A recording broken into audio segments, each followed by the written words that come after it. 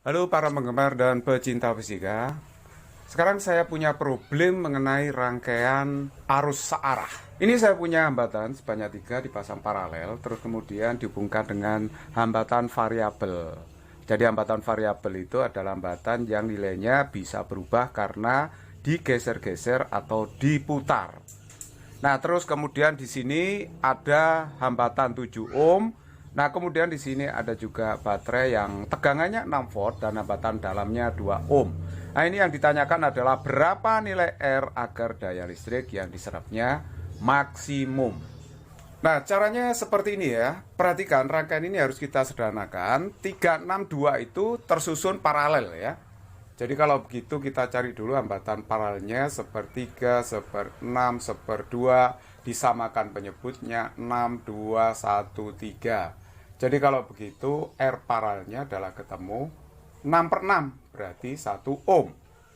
Oke, jadi hambatan paralel ini bisa diganti dengan hambatan 1 ohm. Gitu ya. Nah, 1 ohm ini akan tersusun secara seri dengan R, seri dengan 7, dan seri dengan hambatan dalam baterai. Sehingga kita bisa mencari hambatan total, yaitu 1 ohm ditambah dengan R, ditambah dengan 7, ditambah dengan 2. Jadi kalau begitu hasilnya di sini adalah 10 ditambah dengan R. Dari R total kita bisa mencari arus total rangkaian ya. Arus rangkaian, arus yang mengalir di dalam baterai. Nanti arus ini pecah menjadi 3 cabang ini, tapi nanti kembali lagi ke arus I, sama dengan yang itu ya. Oke, jadi arus yang mengalir dalam R variabel ini adalah juga I kan. Jadi I-nya itu adalah karena arus total rangkaian ya V tot per R tot. Nah, V tot-nya itu 6, R tot-nya itu 10 plus R. Begitu. Nah, karena R dilewati I, maka daya yang diserap oleh R itu adalah I kuadrat dikalikan dengan R.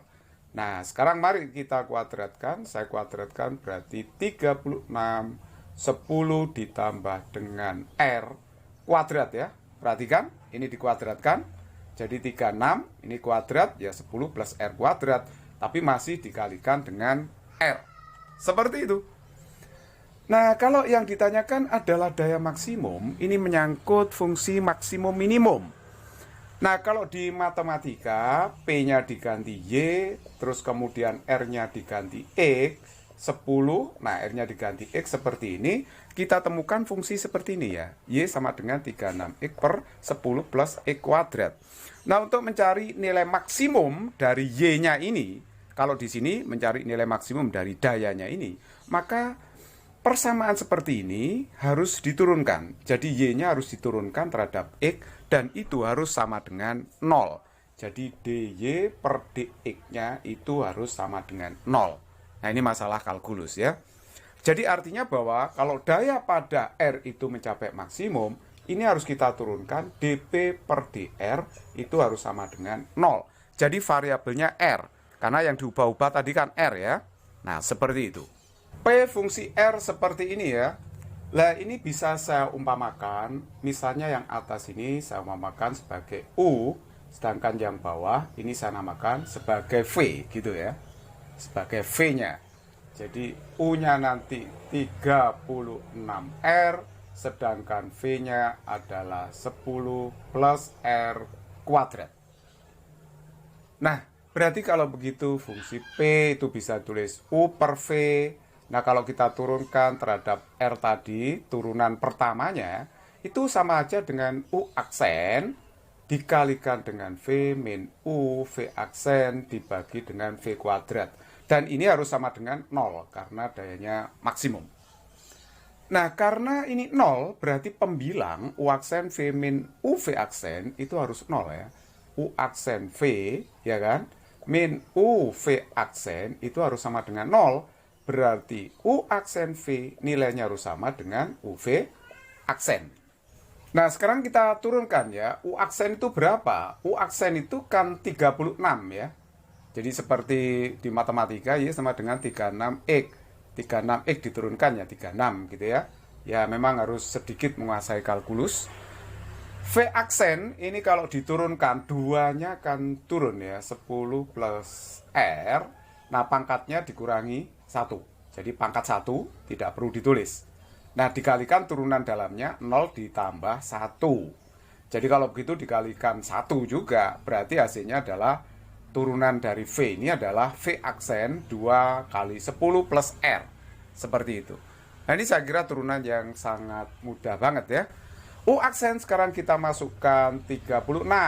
Sedangkan V-nya di sini adalah 10 plus R. Saya kuadrat, ya kan? U-nya adalah 36R. Sedangkan V aksennya itu adalah 2 dikali 10 plus R. 36-nya ini bisa saya coret. Jadi 10 plus R kuadrat dibagi 10 plus R itu adalah 10 plus R. Ya kan? Nah, 2 kali R berarti 2R. Berarti 10 sama dengan 2R dikurangi R itu R. Berarti R-nya dapatnya adalah 10. Kalau Anda ingin lebih cepat menyelesaikan soal, terutama untuk soal objektif, maka kita bisa melakukan cara seperti ini. Sekali lagi ini cara abnormal ya, bukan konsep dasar, tapi cara abnormal atau cara alternatif.